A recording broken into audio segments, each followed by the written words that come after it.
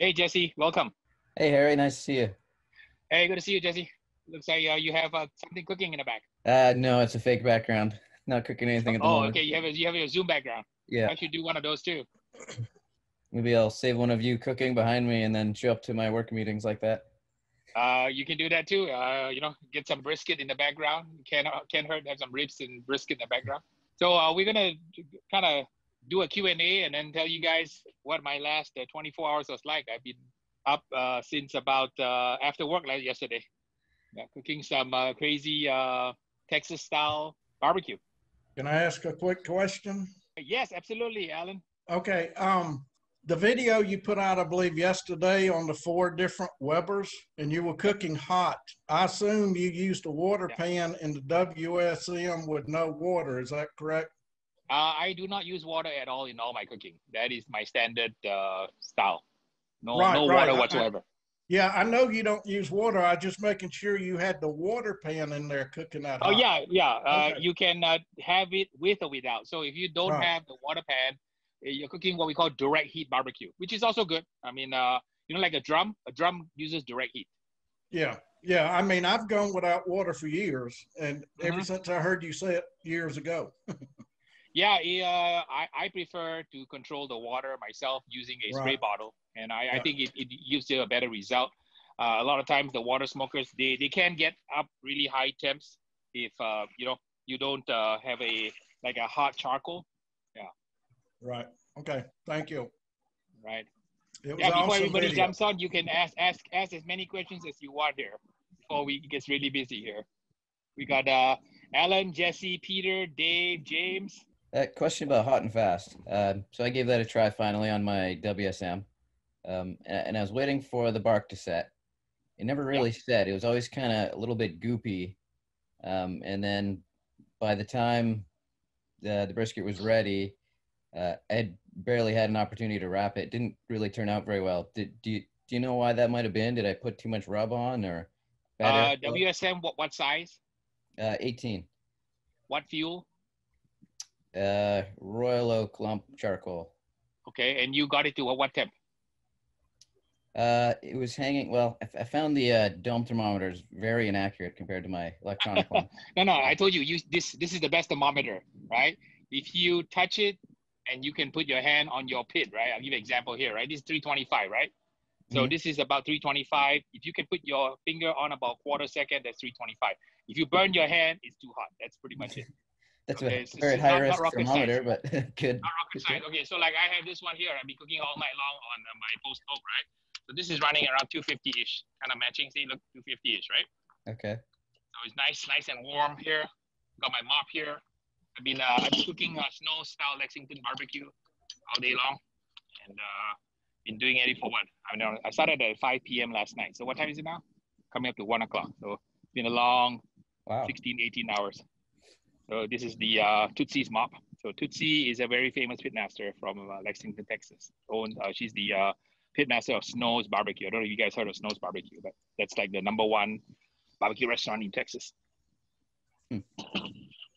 So to answer your question, if you're not barking up, that's because there are a few things, right? #1, wrong fuel, wrong wood, not enough airflow, or you had the brisket on the 18 on the top, right?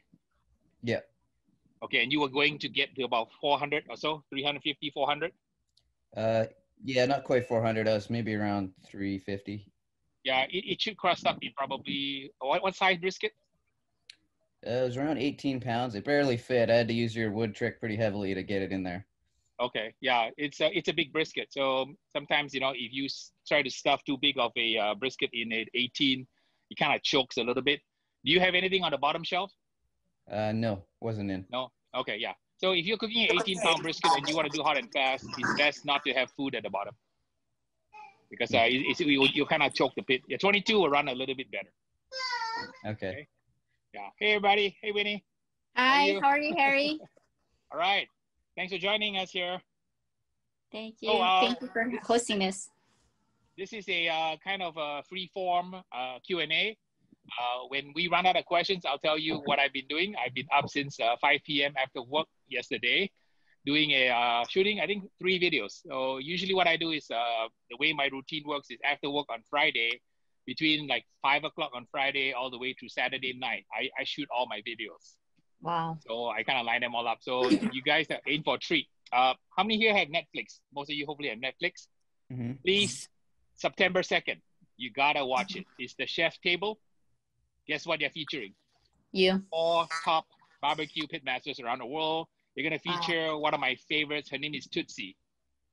So Tootsie Tomanes is the pitmaster for a very famous barbecue joint in Texas called Snow's Barbecue. Mm-hmm. It's in Lexington, Texas, voted twice in the prestigious Texas Monthly magazine as the best barbecue in Texas. So she won the award. It comes out every 4 years. So she won in 2017. I think she won in also 2008. So that's very rare for a pitmaster to win it twice. And she is 85 years old. So, wow. So I wasn't able to eat at her restaurant for many reasons, including the COVID. So guess what's the next best thing? I'm channeling Tootsie, cooking some Tootsie barbecue. You can see the aftermath of the wood I use here. So this is post oak from Texas. This is courtesy of my friend Patty Sharp. She owns Sharp Gourmet Cooking Wood out in Orange County. If you guys live in the area and you need wood, go see Patty. She brings all my wood for me, and all my wood is by her. So I have many different kinds of wood that I use for cooking. And she always, she's so cute. She always makes these beautiful calligraphy with my name on it. And here's the aftermath of the post oak in my 22. And this has been running since about 8 p.m. yesterday. So I cooked a 22-pound brisket, 2 slabs of ribs, pieces of chicken, and I've been playing around with Tootsie's mop. So this is how her mop looks like. It's literally a mop. So you put this on your meat here. So like so. So it makes the meat taste really, really yummy. All right, let me pause. Who wants to ask the next question?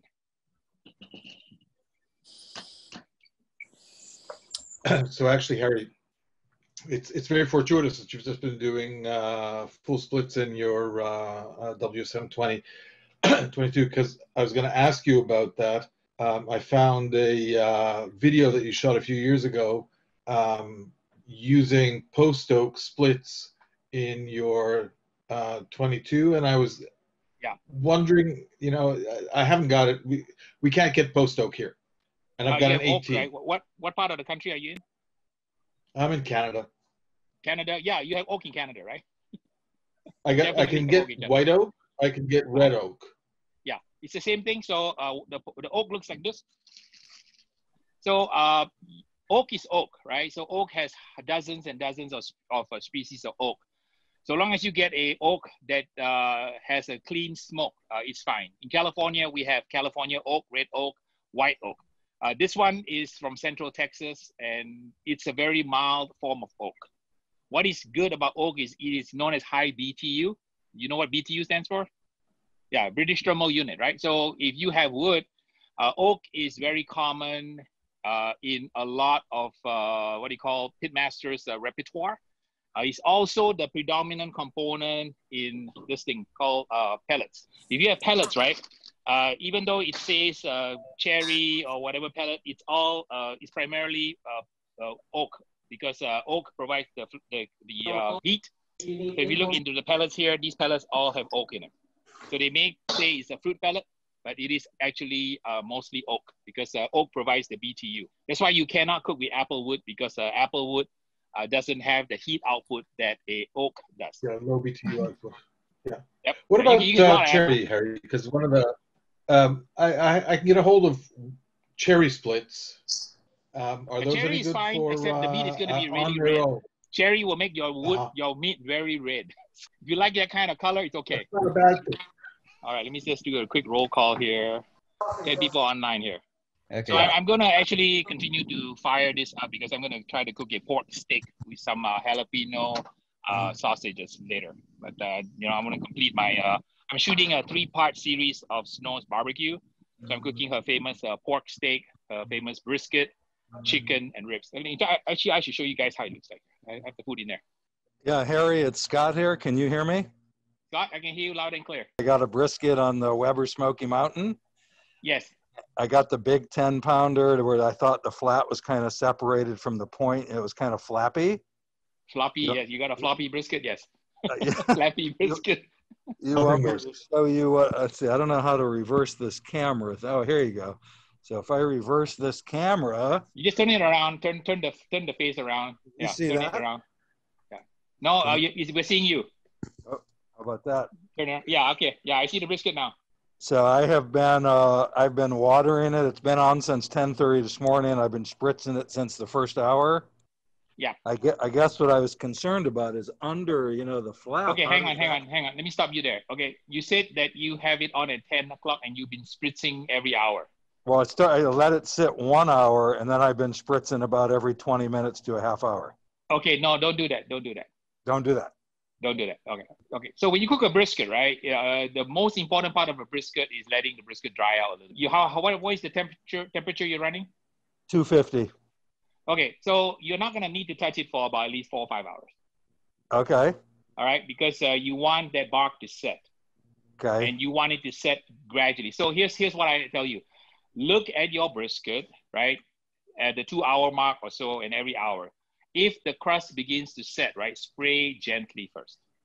Don't put a lot of water. Just gently mist it, maybe once an hour. Okay. Usually the crust will start to form around the edges, probably around hour 4.5. And then at that point in time, you can spray a little bit more water, maybe reduce your frequency to maybe 45 minutes. Then when you get to hour 5 or 6, you can try to spray every half hour. And towards the end, you'll probably take your brisket on WSM to crust in about 8 hours, 8 to 10 hours, depending on how good you're managing your airflow. And then you want to spray more towards the end. So barbecue is not like a robot. It's all about art form. You got to have art form. You got to understand what's happening to the meat because you really want to establish the crust to fuse to the protein. And that's the secret of good barbecue. So don't touch it, close it, don't look at it. It's now 1 o'clock. So you started at 10 o'clock, right? 11, 12, yes, 1, 4. I'm going to not look at it for what 4 time? o'clock, 4 o'clock. About 3 o'clock goes to give you the spritz. 4 o'clock give you the spritz. And then starting 5 o'clock, right? It's probably going to be well formed. Spritz it probably every half hour. So when you have a spray bottle, just moderate it so that you don't overdo it. And so when am I wrapping this baby? You wrap only when you take your finger and you gently scratch it and your wrap doesn't come off, then you will wrap, okay?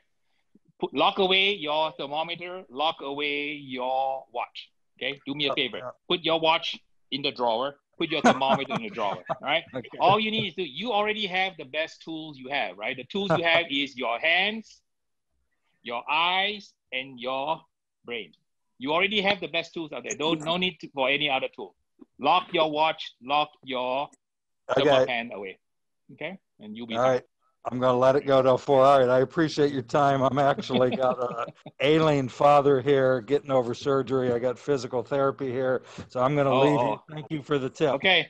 Yeah. If you have any questions, just do a follow-up. Just shoot me an email on Patreon. We'll take care of you, man. Appreciate and then most importantly, send a picture at the end because everybody on this call wants to see your brisket, okay? It's going to be a perfect brisket. It's going to be beautiful. Even if I did spritz it a little early, it's going to be beautiful. No, it's still way well within the boundaries of a perfect brisket. So send the picture, and then if you want, shoot me an email every hour, send me a picture. I'll coach you remotely on your phone, okay? Appreciate that. You're the best. Okay. Thank you. Hey, not at all.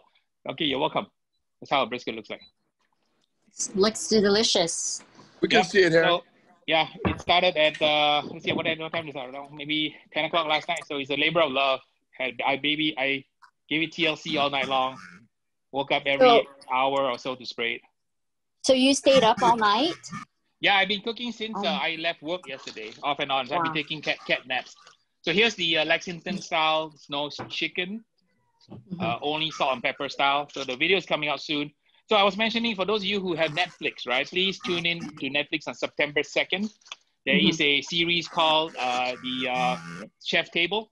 They're featuring Tootsie. That's why I'm cooking Tootsies for March barbecue. So this is the rib. Maybe you guys can see this here. You guys can see this. Wow. Right, let me see here. Okay, can you see that? Okay. That's the rib. So I have ribs, I have brisket, I have chicken, and then after this call, I'm gonna be shooting the pork steak episode together with the jalapeno sausage episode.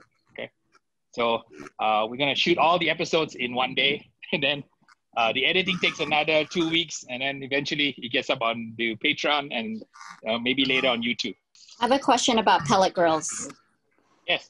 So I have the Vision egg grill, and I love the smoky flavor of it, but I can only cook 2 small briskets at one time. So I'm doing pop-ups on the weekends to make extra money, and it's not worth my time, you know, even if I sell out the brisket. So I got 2 Traegers. I can cook about 6 briskets at one time. Yeah. But I can't get that flavor. I'm missing that flavor. Missing that flavor. Can you be more specific? The smoky flavor. I mean, I use liquid smoke. I didn't inject it because I don't want to, you know, make it so labor intensive. But I got one of those stainless steel tubes where you put wood chips in there, and you light up the wood chips. So I get a little bit of flavor, but I don't get that intensity, the smoke intensity that I do with a charcoal grill. Yeah, you really have to tweak a pellet cooker, because a pellet cooker typically will not give you such good results. This puppy here, right? This one called the Weber. Yes. This one has fantastic smoke. This is really a good pit, but it's really expensive. It's like $1,200. This one is very good smoke. This one is also pretty decent, and this one I can cook maybe about 3 briskets in here, and if I put the top rack, I can cook 2 more. So I can do 5 briskets here, and then this one you can also do about 4. This one does about 4. There's a hot spot right here. This one's no good. So you can upgrade your equipment. A case of brisket has about 5 briskets. So I would recommend you just buy the case. Are you a member of Restaurant Depot? Yes, I am. Yeah, go buy a case of brisket. Usually you can get 5 briskets in a case, and then that way you can cut your costs down. If you buy a case of brisket, you're down to about $2 and maybe 80 cents a pound. If you buy retail, it's like $3.25, so that's too much money. Can't make any money. You got to sell your briskets at around $20 to $25 a pound, because you can make briskets work that way. Yes, I'm charging by the pound. I charge $24 by the pound per pound. Yeah. And your yield is only about 45%. So out of 10 pounds, you're barely getting 4 pounds worth of meat. And then once you trim away all the fat, you know, I mean, there's not a lot left. Yeah. Where is your papa? Are you based in what state? I'm in Orange County. I'm actually like down this freeway from you. Oh, cool. All right. So please Shane, check can out you stop that, please? Sorry. Oh, your little one. Oh, boy or girl? My little one and the big one. Oh, big one. Okay. 2 kids. How old are they? 7.5 and 2.5.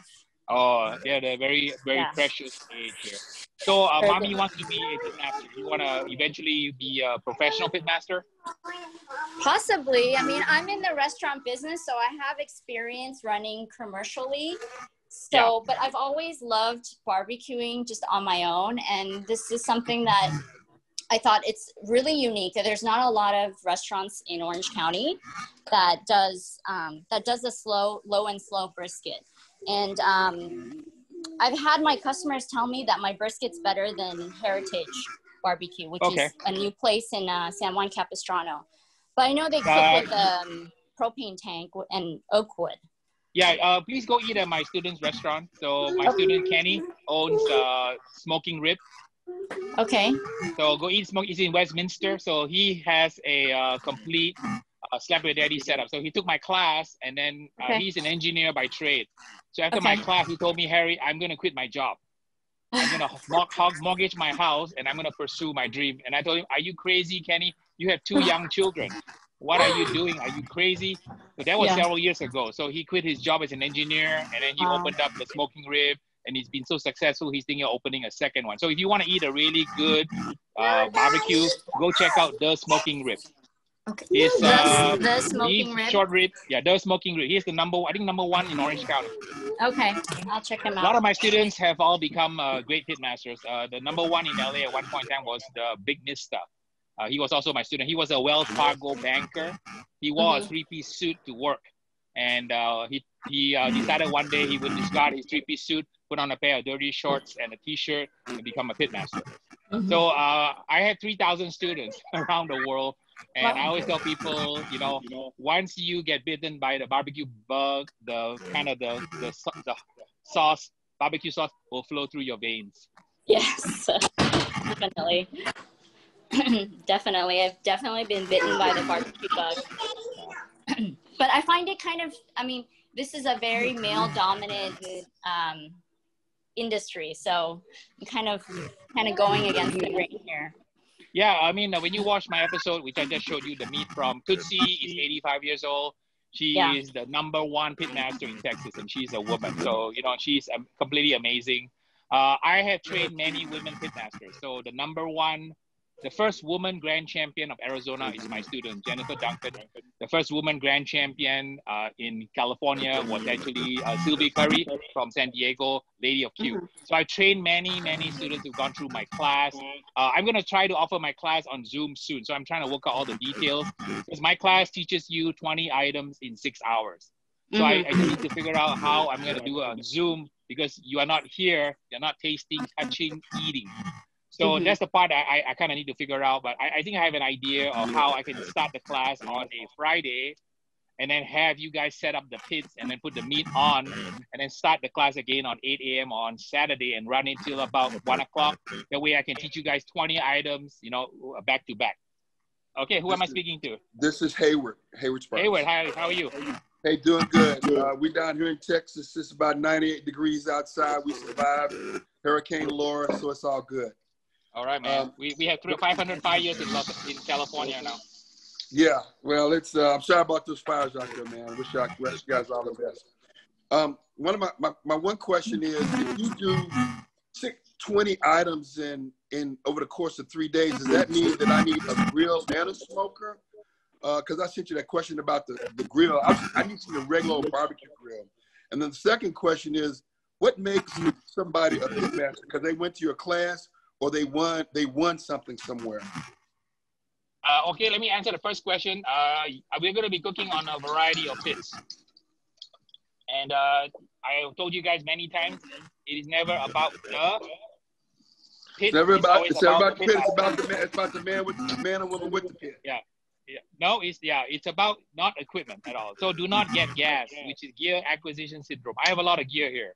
But at the end of the day, right, it's like saying that you are a very good writer. You must have a very good keyboard. The keyboard doesn't do the writing. It's the person that does the writing. So that answers your question about gear.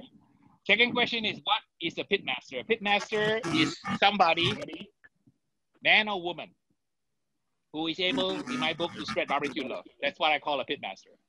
Some pitmasters have a lot of awards. Either through the restaurant industry, they may have won a James Beard Award.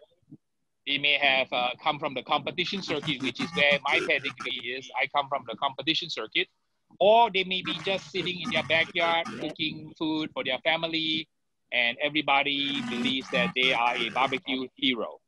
So pitmasters come in many shapes and forms. And so long as you are spreading love, you can call yourself a pitmaster in my book. All righty. Gotcha. All right. Well, I'm just going to go buy one of those Weber Kettle Grills. Thanks. Yeah, my kettle is here. I use my kettle all the time right here. So I think in the last episode, I don't know you were here, right? We cooked some funky stuff here. I haven't even cleaned it yet, but I'm going to be shooting another collab tomorrow with my buddies in Texas. So I'm going to have to clean this up for tomorrow. We can do some. Are those guys up in North Dallas somewhere, like Plano or something?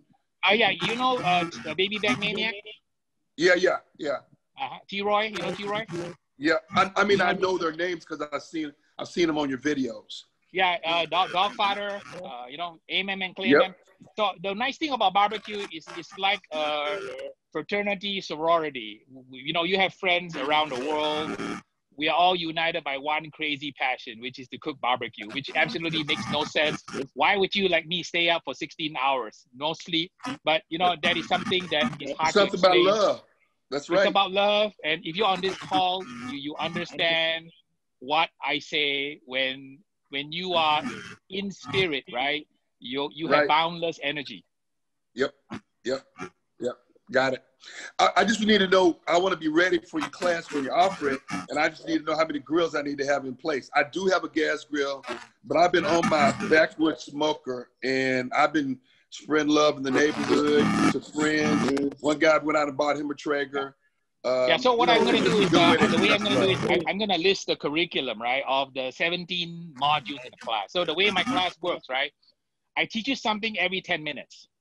That makes sense? I impart knowledge to you every 10 minutes in one module. So in 1 hour, you have about 5 to 6 modules, right? So in 6 hours, you have how many modules? Anybody you want to do the math? 6 per hour. You got 6 per hour because you got 30. Okay, so you're gonna have 30 modules in your head, and I will also send you my book so that you can follow through the book. And I talk you through from the foundational basics all the way to the final prep. There is quite a lot of steps. Then. Okay, we're not gonna be cooking, then we're just gonna be learning. Okay, so it depends, right? Some people want to cook. I think that the class is gonna be a little bit fast paced if you want to cook. Because if you have an offset, right, and your brisket takes 16 hours, my class is only 6 hours. So we got a little bit of a timing issue. So I'm actually sitting down and preparing a timeline to see how I can make it work so that if you want to cook, we can do that. Because I think that if we begin on Friday on the long hauls, I can teach you guys how to cook a brisket. We go through the injection process, teaching you guys how to trim, fabricate, do the smears, make a rub, and then you guys cook everything on Friday night. And then we go to sleep.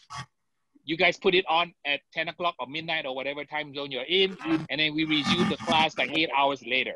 So I actually am gonna try that out on myself first, and then that's why it's taking a little bit of time to kind of get the class all figured out. But you guys will join me on a maiden voyage on the very first class. So we'll see who are the brave souls who wants to join me on the very first Zoom class.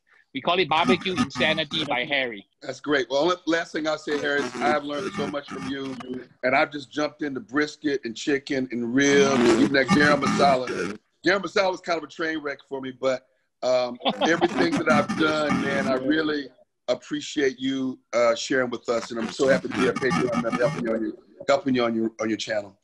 Absolutely, man. I really appreciate all your help, and to all my fans and Patreons. Thanks for crowdfunding my attempt to do some barbecue love to the world. Were you putting the Zoom recording available for the class, or you want to protect that? I don't know. I haven't figured out that yet. I think if you guys want it recorded, I can record it, and then maybe future people want to join the class. But I believe there is a certain amount of interaction and the energy exchange, right?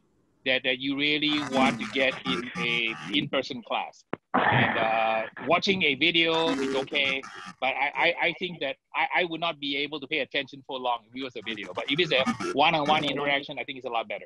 Yeah, I was just you take the class and you're teaching something every 10 minutes, like you said. That's a lot to digest. Yeah. So what I'm gonna do is I may break it up into multiple modules and maybe over 3 classes, because in my class, right, we talk, we do, we eat. We talk, we do, we eat. Does it make sense? So it is very interactive. So people tell me that the 6 hours just blew away so quickly because everybody was having fun, because you are actually doing something in my class, because my class is hands-on. That's why I don't teach a lot of students. You know, like some of my contemporaries like Myron. Myron has 80 people in a class, okay?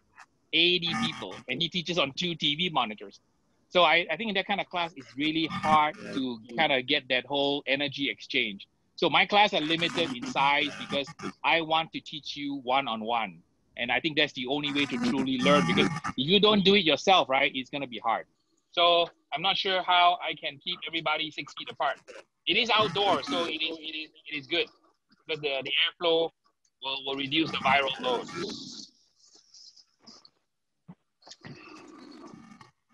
Looking good. This is a really nice pit. This is my first time cooking on the Silverback.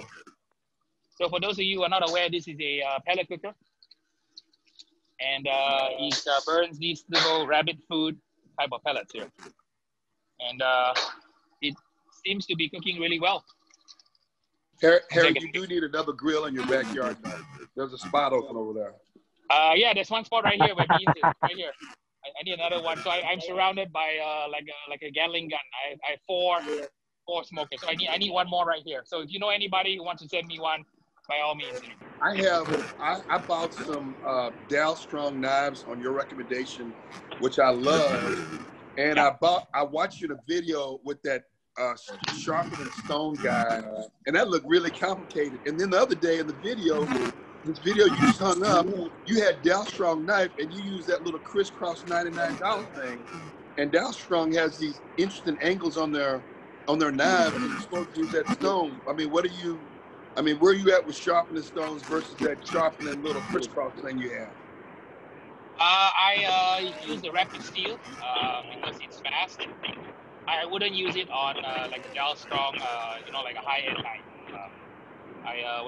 Would use it only if you have like an inexpensive knife. The Quantum is the one I use it on. It's kind of a beater knife. So it's not, you're not gonna hurt yourself if you beat it up, So I have like 60 knives, so I like to use the knives that are the Japanese style knives without chopping up any kind of chicken. So I have a few what I call beater knives that I use to ensure that I don't damage my meat. Right. So did you learn from that guy did you really understand what that guy was talking about when he was showing you that sharpening stone stuff?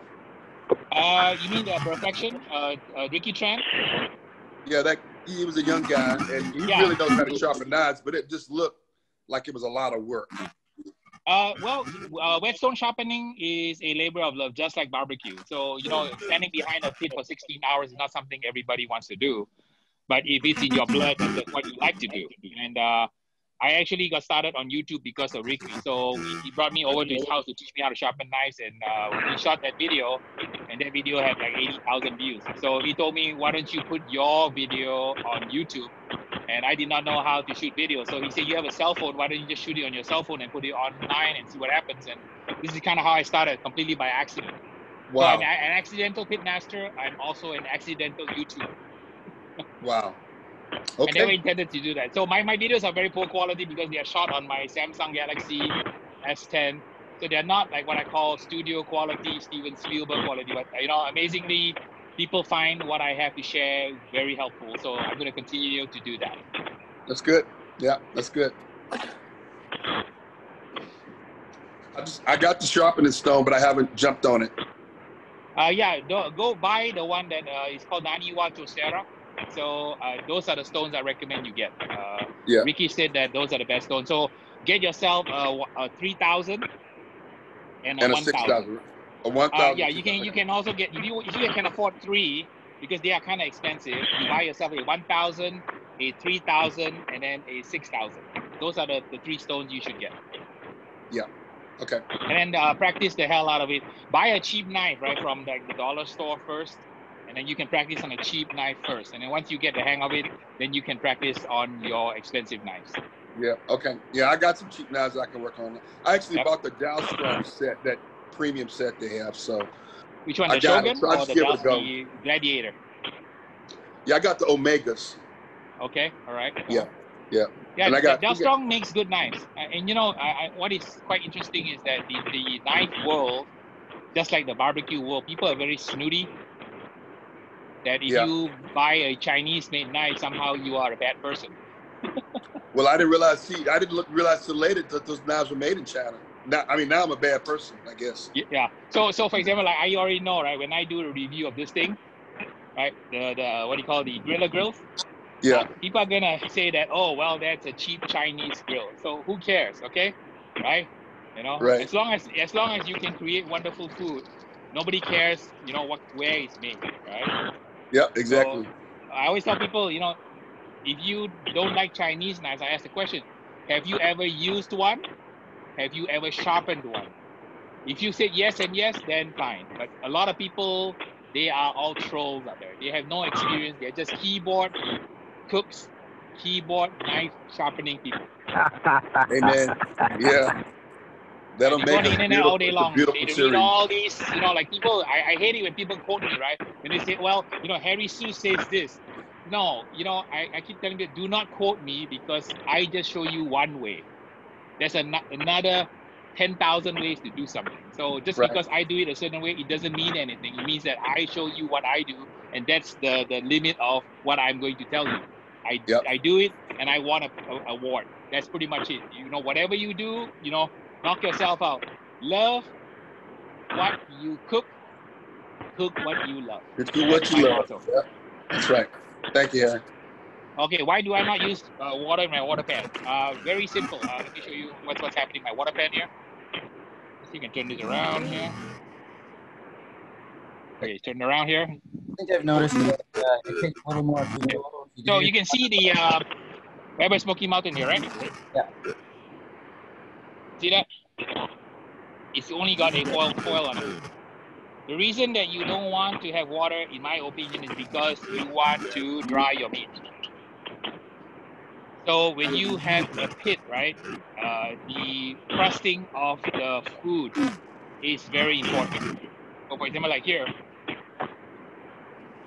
I have my chicken, right? So my chicken is now crusting in the pit. And you really want it to be dry. The way you control is you control water by spraying it. That way you can control the moisture. The water will allow you to establish the smoke ring. And that's the secret of good barbecue. Just told you is a 3-hour argument and Jerry Springer fist fight. Okay, cool. So whoever wants to ask me a question, just unmute yourself. You know, I honestly don't know. I have never smoked a chuck. I smoked the clod. If the chuck is very similar to the clod, the key is you really need to convert the collagen and soften the collagen. So if it's like a beef clod, you want to cook it until the crust sets and then wrap it in foil and then put it into a warm place for the collagen to render. That's my best recommendation. That works for pretty much any meat out there. When you have multiple muscles, the same problem you have cook a pork butt. The answer is simple. You optimize it to the muscle that you prefer. So like when I teach you guys the class, I'll show you guys how on a pork butt, I optimize the pectoralis profundi, which is the money muscle, because that's the muscle that I'm going to be turning in. I'm not so concerned about the other muscles because it's hard to cook pork butt perfectly with some muscles that you can slice, some muscles you can chunk, some muscles you can pull, some muscles you can shred. So that you're cooking, the beef chuck is the same. My recommendation would be, if you want, you can overcook it and then kind of chop it up. Like do what I call pit beef. Have you guys heard of Baltimore style pit beef? Where you kind of chop the meat and put it into a sandwich. So if you're doing it that way, you'll be fine. But it's going to be impossible to cook a multi-muscle piece of beef shoulder to come out as good as like a brisket, because the brisket is one contiguous muscle, right? Those are cow boobs. They are pectoralis major and pectoralis minor. So if you're cooking a chuck shoulder, the shoulder has a lot of muscles. So it's like the clod that I cook. I'm going to be airing the clod episode. I'm editing it now. Show people how to cook a clod, because a lot of people ask me, they want to cook a clod because the clod is cheaper than brisket. And if you know what you're doing, the clod will also make great chipped beef sandwiches. So that is the plus of using a clod. For those of you who want to do catering, you're going to do like a what do you call, like an event where you're going to be selling a lot of beef sandwiches, you would go out and you buy a clod. You would not probably want to spend money on the brisket, because the clod has much better yield. On a 20-pound clod, you can probably get easily, 70% yield. On a brisket, you only get a 45% yield. So it's not going to be, cost effective. Would you recommend that as a cut for like shredded beef tacos, or? Oh yeah, if you're cooking tacos, any kind of meat that you can find is good, because you're chopping it up. And then I find that like LA style, we like tacos, so the meat doesn't have to be tender. This is my opinion. I like taco that have character, that have a chew to them. I am going to be airing an episode. You guys heard of something called birria tacos? So I shot the birria taco episode. I'm going to be editing the video, putting it on soon. So that one, you can use a brisket to make a birria taco. So I did a birria taco using beef shank compared to birria taco using the brisket as a kind of a throwdown. But the answer is you can use any cut of beef to make a taco. most tacos, you do not really want to go smoke it for 14 hours. It just costs just too much time and effort. You just want to kind of, you know, grill it quickly and then you know, cut it into small pieces and put it on your tacos. For ribs, for pork ribs, which do you prefer, BabyBack or St. Louis style spare ribs, and why? For eating or for selling? For selling. Okay, for selling, it's all a matter of like the parameters are different, right? Obviously, you have the equation of how much food can you cook in your equipment, how much you can sell it for, and how much profit you can make. There's pros and cons of cooking a St. Louis, which is more expensive. There's pros and cons of cooking a whole spare rib, and there's pros and cons of cooking. So when we do catering, always cook BabyBack ribs because it's easy. You open up a plate, you don't even tear the membrane, just throw the pile after seasoning onto a pit, and then you throw the whole case back into a big foil pan and you cook it, and you cook it until it's falling. That's what people want. They don't want all the ACBS with the teeth marks and the lip bone and all that nonsense, right? Most people buy barbecue to fall off the bone. The audience you're cooking to, I would cook BabyBack ribs. For myself to eat, I would cook rib tips. That's my favorite. I would eat rib tips myself. Are you not supposed to pull the membranes off BabyBack? I've been doing Did I that. answer your question, Winnie? Yeah, you can. I mean, this is a 3-hour argument and Jerry Springer fist fight. So you can see here my rib here, right? See? This one I didn't put membrane. Looks pretty decent, right? I put membrane on one and one I did not. This one has membrane on. This one membrane off. Can you tell after I'm done? This side by side here. Right. I cannot, but I just have seen you pull the membrane off. Yeah, you can. I mean, like it's a 3-hour argument. Labor is running we additive at least in Los Angeles about $24 an hour. So you're gonna pay somebody $24 an hour to pull membrane. So you know you got to think about that. Yeah. So if you're cooking like 60 slabs of ribs, right? How long is that person gonna take? They could take what? An hour? Maybe 2 hours? I don't know. Wow. Right? You've already lost $24 worth of labor, which you know eats into your profits. So these are considerations that you need to think about if you want to do it commercially. Got it. Okay, I'm just a weekend warrior. Just weekend warrior. You can do anything you want. You can baby your meat. You can put rose petals on it. You can do a lot of stuff that commercially you cannot. Yeah. I think I'm in a different crowd when I talk with you guys. Well, you know, like I said, right, there's 4 categories of people who are my fans. Number one, they are the backyard people who are backyard heroes. Then you have the people who are like hardcore competitors. All they want to do is win trophies and awards. Then you've got the people who run restaurants. And then you have people who like cater on the side, do pop-ups and stuff. So I'm used to talking to sort of a wide audience of people because cooking 70 briskets a day is not the same as cooking 1 brisket. So you gotta kind of like, you know, like MMA, right? Sometimes jiu-jitsu works, you know, sometimes kickboxing works, sometimes karate works. So you got to use the right moves to suit the kind of barbecue you want to make. So I like to do artisanal barbecue in a commercial setting whenever I can.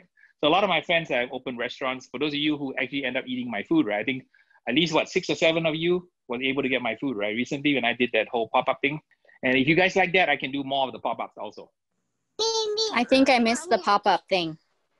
Yeah, that was 3 weeks ago. Peter, you're on the call. Peter, you got some barbecue, right? Yeah. Okay, how was it? It was excellent. I want more. Yeah, I mean, you know, on the Fridays that I don't have anything to do, I'd be happy to cook some more barbecue. I usually cook like a case of brisket. You know, a case is about 60 pounds. Mm-hmm.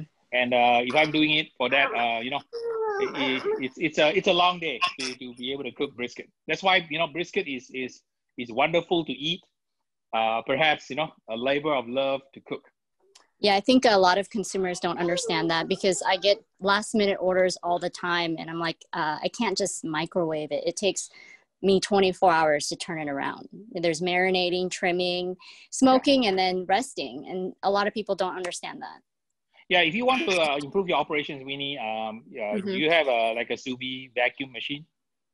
No, I don't.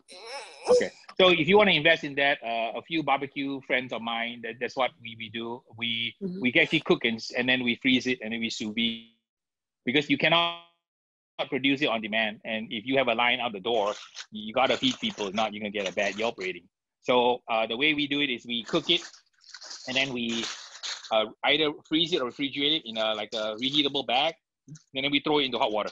That's why when you see me joke, right, when I throw the steaks into my spa, I'm not really joking. If I run a barbecue restaurant and I run out of food, that's what's going to happen. I'm going to pull the meat from the freezer and throw it into the sous vide and serve that. Because brisket is very forgiving. You can serve brisket 6 months later, nobody will know. So you fully smoke it, rest it, put it in a vacuum bag, and freeze it. Yep. Oh, okay. That's good to know. Yeah, and then you can keep it for up to 6 months, depending on your refrigerator. If you have a commercial refrigerator that goes down to minus 72, you can freeze it for a long time. But for home refrigerator, I would say probably 2 months is probably good. Yeah. Okay, that's a good trick. Good black belt trick. That's why you're on this call. What do you call the tips were going by the minute here. Yeah. Yeah, I'm putting the mop on the You guys can see this, right? I hope. Yeah, I'm liking this griller grill. It's really working out well. Looks pretty even. Do you find different brands of pellets make much difference? I heard there was a lawsuit about, I forget who it was, maybe Traeger, that they were only using different oils and not actually different types of wood. Do you know anything about that? I heard about it. I heard that they're having some trouble because their manufacturers kind of did not give you the kind of wood you wanted, right? And then they put some oil, wood oil or something to give it apple flavor or something, right? Yeah, I mean, the whole idea about pellets is that there's 100. So, I don't know. I use the griller grill because they sent it to me. I'm doing the review for them. I found this one, Pit Boss, which is also supposed to be very good.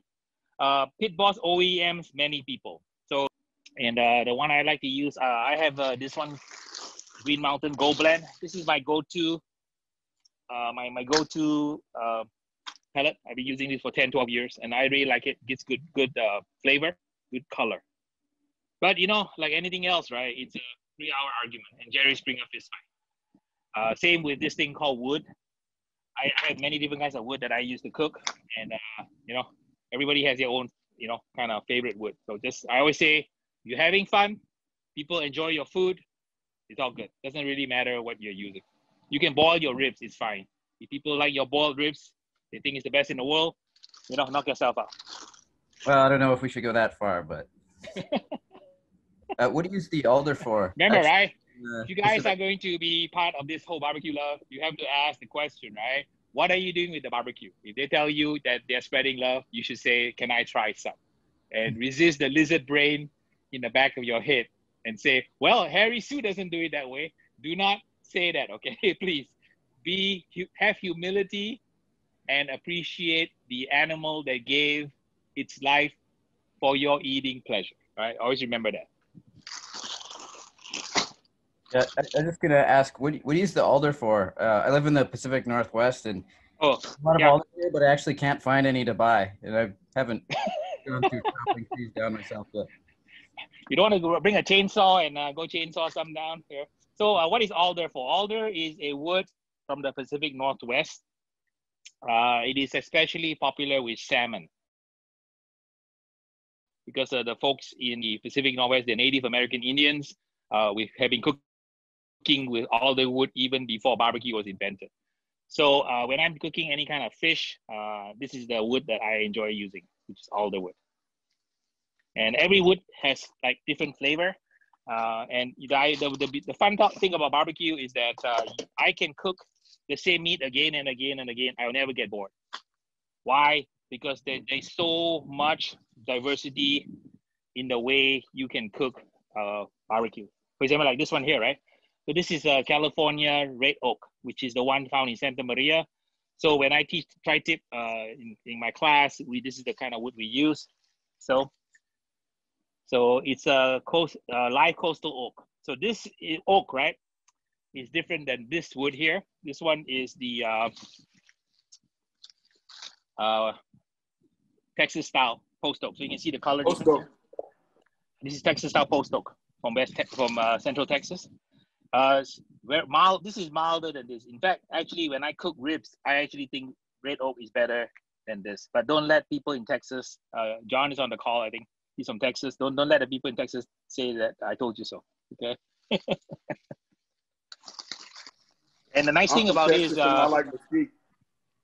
Mesquite. Okay. Yeah, it has a very kerosene twang. So some people like it. No, more power to you if you like it. I used to fly airplanes, and whenever I cook with mesquite, it reminds me of standing behind a 747, smelling that exhaust fumes. Don't use the bark. The bark does nothing for barbecue. Let me show you my wood collection here. So I'll give you a preview of what happens in class here. So in class, we go through a very, very detailed discussion on wood. So I have all kinds of samples here. We talk about the different kinds of wood that are used for barbecue. This one, very kerosene twang, but good for lobster, in my opinion. But brisket, not more than 1 hour. That's my recommendation. This is a wonderful meat for pork. Because, I'm sorry, where's it? No, peach. I'm sorry, I can read upside down here. Where's my peach? Yeah, if you can, I've been smitten by cooking with peach wood. So Patty from the woodshed, Orange County, she got me onto this wood here, peach. Peach is fantastic. So for those of you cooking like ribs and pork, you know, for folks, anybody on the call from Georgia, you know, go get some peach wood. That's absolutely fantastic. You know, and of course you need charcoal. Also, you can use lump charcoal, or you can use briquette charcoal. This is new charcoal that I'm testing out. It's extra large briquettes. Jealous Devil is getting into the Kingsford arena, so they want to dethrone Kingsford. You know? So these are very large briquettes. It's interesting they have a woman in front, right? Which I thought was an interesting marketing strategy, because barbecue is primarily a bunch of us guys. You know, I'm glad that Winnie's on the call. At least we have this one representation. But these are the briquettes that are making up the Jealous Devil extra large. I love them. They are really, really much more compact than the charcoal itself, because it saves a lot of space. You can see the bag is so small here, and you can cook a lot of it. And then these things are pizza logs also from Jealous Devil. So if you own a pizza oven, they're gonna sell you this. If you own a pizza restaurant, they're also gonna sell you these. These are very, very long burning compressed sawdust wood with the same kind of a Queso Blanco axe wood from Paraguay that this has. And they have this now in a compressed sawdust form. So this log, I can cook a brisket with 2 logs. Do you imagine how efficient this thing is? So just 2 of these logs will cook a whole brisket. So it's pretty much amazing, the technology that's coming out and the kind of options you have nowadays with different kinds of wood products.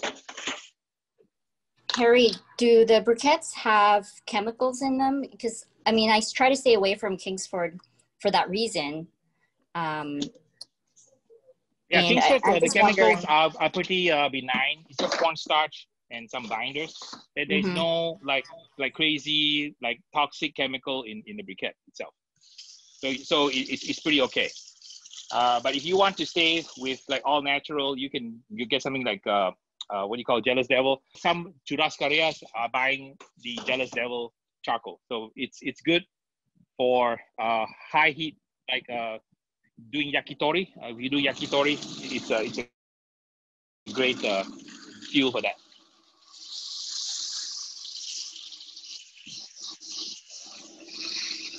So you notice, right? I've been a fan of using these foil pans, because the thing I hate the most is cleaning my grills. So I've been using these foil pans underneath my cooks. So like here, I line them with these pans. So I buy them from Restaurant Depot. They're really cheap, like maybe $15 for 100 or of these pans. So you just put them below. You just change out the pan, and you're ready to cook again without having to. Cleaning the pit is really the pits. One question. On a butt on WSM, say 18-inch, would you start your spraying? And I know you want to go very lightly because the bark is not set, but would you start your very first light spray at an hour? Or is no, for butts, butt will be done on the WSM in about say 8 to 9 hours. I like to sleep. So in a contest, what I do is I go to contest after work. I put my meat on, brisket's around 10-ish, butts around midnight or so, and I try to sleep until about 3 a.m., 4 a.m. So I honestly don't touch it for the first 6 hours on brisket, the first 4 hours on butt at a minimum. Okay, so you're not spraying till about like the 4th hour then? Yeah, because again, right, I want to qualify what I say, because you're going to follow exactly what I say. You're going to write this all down. Watch the bark. Right. If the bark is setting fast, because I can be there to show you the airflow. If your pit breathes really well, for example, if you have one of these puppies here, this one called the Weber, right? This one has a fan. So I can crust in an hour and 45 minutes on this pit. So a butt will cook super fast. On that pit, the Weber Smoky Mountain, right? This one here. This one will crust in about probably 6.5. This one here will crust in about 7. So I don't want to give you a formula, and then my drum will crust in 3. My Kamado will crust in probably about 3:15. And then my 14 will crust even longer. Probably will take about 8 hours to crust, but the results are fantastic. So I don't want to give you a formula, because it's not a formula. It's all about you understanding food and you mastering the art of barbecue. So there is the science and there is the art. You gotta like have both part of your repertoire. So you're not an automaton cooking following somebody's YouTube video. I cannot tell you how many questions I get from people asking me questions like, okay, I did this and I did that. Why is it not right? Well, the point is not to follow the exact details of the recipe. The key is to understand what's going on in your pit and then adjust accordingly. I'll pause for more questions. We'll do a 10-second call. If nobody asks a question, we will conclude our 1 hour Stump the Pitmaster. You guys haven't asked me any hard questions yet. So somebody asked me stump me with a question. Okay, I have one. I've been trying to test the temperature with my pellet grill, my Traeger, and I want to sleep 8 hours, okay? That's my goal. So I put the briskets at 12, wake up at 8. I tried 250 and 225 today. I find that 250 is, I feel like there was more drippings. So I think it was too hot. The Traeger recipe calls for 190. So how do you feel about, or what do you think in terms of, what is the optimal temperature for a brisket to smoke? Okay, it's an easy question. There is no optimal temperature. Okay. All right. So you have, let me break up the cooking camps for you. We have ultra low slow. Yeah. Right, under 200. LNS, low and slow. Mm-hmm. Right. Then you have the middle tier, like 300. Then you have hot and fast, like 325 to 400. And then you have ultra hot and fast. So you have 5 temperature categories that you can cook in. They all require skill. Okay. So I'm sorry to burst your bubble. There is no magic formula. So like in my class, I teach my students how to cook at 250. Why do I teach at 250? Because over the years, teaching 3,000 students in 200 classes, I find that most of my students, right, like 99% of my students will be able to create a championship result after class. So that's what I teach. So I teach you a very easy, consistent method to get a championship result. Now, having said that, you have seen that I have 40 plus brisket videos. Why does Harry have so many brisket videos? Because there is no one way to cook brisket. The hot and fast is an advanced technique, and which is really kind of interesting to me that of all my videos I put out there, the one that is most popular with over 1 million views is hot and fast. Because you know why? People are impatient and they are lazy. They don't want to give it 16 hours of love. Like you saw my brisket in there. That brisket started at 10 p.m. last night, and you just saw it's about, what, 1 o'clock. So it took a long time to tease and put love into that brisket for it to hit the pinnacle of perfection. Now, I wouldn't do that for a hot and fast, because the hot and fast is just more gimmicky, all right? Because you can cook a brisket in 4 hours, whoopee-doo. I've cooked a brisket in 2 hours. So if you see one of my episodes, I actually cook a brisket in 2 hours because one of my trolls said that they didn't want to watch any of my videos because it takes too long to cook brisket. So I say, is that so? Because once you challenge Harry, Harry cannot, you know, what you call a walk away from a challenge. So I cook a whole 14-pound packer in exactly 120 minutes from start to end. So I'm one of those like really OCD type of people. So long story short, Winnie, no magic temperature. Pick the temperature you like and pick the temperature that your pit likes. Because eventually, Winnie, believe it or not, with enough experience, you will become a brisket whisperer. A brisket whisperer is somebody who is connected to the equipment, connected to the meat, connected to the environment, right? For example, like this pit here, right? This is my GMG. My GMG likes to cook well at 235.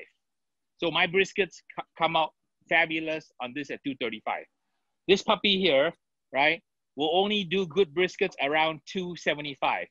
Why? I have no idea. But I cook enough times to know that every meat has got its ins and outs. And it also depends on the grade of meat that you have. When you cook a Wagyu will cook differently than a prime. It will cook differently than, say, a Angus versus a select brisket, versus a brisket from Australia, versus a brisket that came from Canada, versus a brisket that came from America. They are all different, but the beauty of the methods I teach in class is that regardless of your equipment, regardless of the ambient temperature, humidity, regardless of the kind of meat you have, the techniques I teach will result in a consistent championship outcome. That's the key. The key is to give consistency and not have meat that is dried out, no flavor, and kind of falls apart, okay? Harry, I have a question. I have I work with this friend of mine has a team, and he is asking me to think about coming on the team because they need a chicken guy. And I don't know if I'm ready for that yet. I mean, how do I get myself ready to join a team? And I want to help him. He's won some stuff, just kind of local stuff in the Dallas area, but I want to give it a go, but I'm nervous because, you know, I just kind of started doing this and people like my stuff, but I don't even know if I have the right combo. How do I think about getting on somebody's team? When you want to get on a team, the fastest way is go to a contest, right, in your area. Yeah. Introduce yourself, because the barbecue people are a friendly people. Don't go at noon on Saturday because they are busy getting ready to turn in. So they don't have time to talk to you. They may even be rude to you at around 11 a.m. to 1:30. Do not bother any team. Go on Friday night and walk around and introduce yourself to new teams and get to know people. And it always helps if you join your local barbecue association. What state are you in? Houston, in Texas. Oh yeah, Houston. You got lots and lots of barbecue associations. First thing first, go become a member of IBCA. Okay. Get connected with people in IBCA. Talk to people on the team. To talk to the people who are in the IBCA club in your city. Usually they publish a list, and then you can introduce yourself and say, hey, you know, I really want to get into barbecue. How do I do that? A lot of teams will allow you to come visit them and talk. I coach a lot of teams, so whenever there's an event, a lot of my friends who are promoters, they invite me, and I go out and I try to kind of pass the word around about barbecue, that it's not really intimidating. Even, you know, people who are not used to barbecuing. I mentor a lot of women. My significant other is a grand champion pitmaster from Oakland. So she and we go out, we mentor a lot of teams. And like, I know that I had people come to my school, and after my class, they felt they wanted to go out and barbecue. They go to the first contest and they win it, just like that, cooking my recipes. So a lot of success stories. And I always tell people, go to a contest, have fun, turn in the meat, don't get disqualified. It's a great day. Remember, the worst day barbecuing is better than the best day at work. Remember that. All right, Harry. Thank you. Appreciate it. All right. So, Harry, one last question. When to inject and when not to inject? Does it matter? I mean, because I'm usually cooking from select to prime. So what should I always inject? Should I not always inject, or? That's another 3-hour argument and Jerry Springer fist fight. I mean, do what your heart tells you to do, right? I mean, some people like to inject. Some people say injection is blasphemy because they can tease the best flavor out of the meat. I recommend you do what your heart tells you. If you like to inject, go ahead and inject. If you don't like to inject, it's fine. If you have good technique, you can create great barbecue either way. Now, if I'm a competitor, when I compete, I always inject. I would not go against 100 teams not injecting, because it's going to be hard to beat the best of the best if you don't take it to the nth level. Now, also remember, competition barbecue is not meant for eating. It's only meant for tasting, because it's so overproduced. And you've seen my videos already, so I don't have to tell you how overproduced they are. It is not the kind of food that you want to sit down and have a big old platter of barbecue. You want to have a big old platter of what I call restaurant or backyard barbecue. You do not want to sit down and eat a platter of competition barbecue, trust me. Because after the third bite, you cannot feel your lips anymore. Okay? So in my class, I cover both. I'm gonna teach you guys both the backyard and the full-on competition, so that your toolkit is complete and you are able to execute in the realm of the backyarder. You can execute in the realm of the restaurant people. You can execute in the realm of the catering pop-up. You can execute in the realm of the balls to the wall competition pitmasters. So that's why it takes a while to explain all the different nuances. Then you can decide what tool you want to use. I'll teach you how to use the screwdriver, the hammer, the plier. But at the end of the day, you decide what tool you want to use. So the question of injection is a very personal one. Some people say that they have to inject because they can't get good results. I say knock yourself out. Some people say, hey, Harry, injection is just TMW, too much work. I can get great results just cooking my meat. You saw that brisket, right, that I just showed you the picture of? That was cooked for 16 hours, no injection. Just good technique, good smoke, and good, fire management, good mopping, constant vigilance. And then the most important ingredient to cook good barbecue is love. You should not never cook food when you have anxiety. You should never cook food when you're angry, because we are all energy beings. We transfer the energy to what we touch. And when you cook food, if you have anxiety and depression and anger, that energy flows into the food. So that brisket may be technically perfect, but when somebody eats it, it's not gonna feel right. So I always tell people, always cook with love from your heart, because that energy manifests in the food. When people eat the food, they can experience your energy. And that is what is the beauty of barbecue. Okay, everybody got that? Okay, with that, thank you. We can conclude our session. We ran a little over, but thank you guys for staying by. My chicken is still not done yet, so I'm gonna have to stand here until the chicken's done. So if you guys like this kind of a session, let me know. We'll do it regularly on for my Patreon. And if you guys have topics you want me to talk about, you can send me ahead of time. I can prepare some talking points, and that way everybody can learn something from each one of these sessions. Excellent. Excellent. Okay. So I recorded this one to see what happens, and I'm going to post it on Patreon. So for the people who missed the call, they can tune in and watch us yabber for an hour. And some people enjoy that kind of camaraderie. I want to make a final note that I want to say something about mental health. Obviously, a lot of us have been affected by the quarantine, and we have been in isolation. So I encourage you to not just take care of yourself, but I would encourage you to reach out to touch any family member that is isolated, because this pandemic has affected many people, especially the elderly who may be alone. They cannot go out. They feel very lonely. So now with tools like Zoom, WhatsApp, Skype, WebEx, Teams, and so on, you can use these kinds of tools to reach out to your family members who may be alone, to help them cope with this pandemic, because loneliness is something that you can help another human being with by being there for them, being a good listener, and then showing your love and your patience. All right, guys? Awesome. Thank you. So with that, we'll see you guys in the next session. See you guys in the next video. Okay, guys? Thank you, Harry. All right. I love you all. Thanks, Harry. Love you too, buddy. Spread See you some love later. in the world, okay? Thank Okay. you. Thanks. Okay, Bye.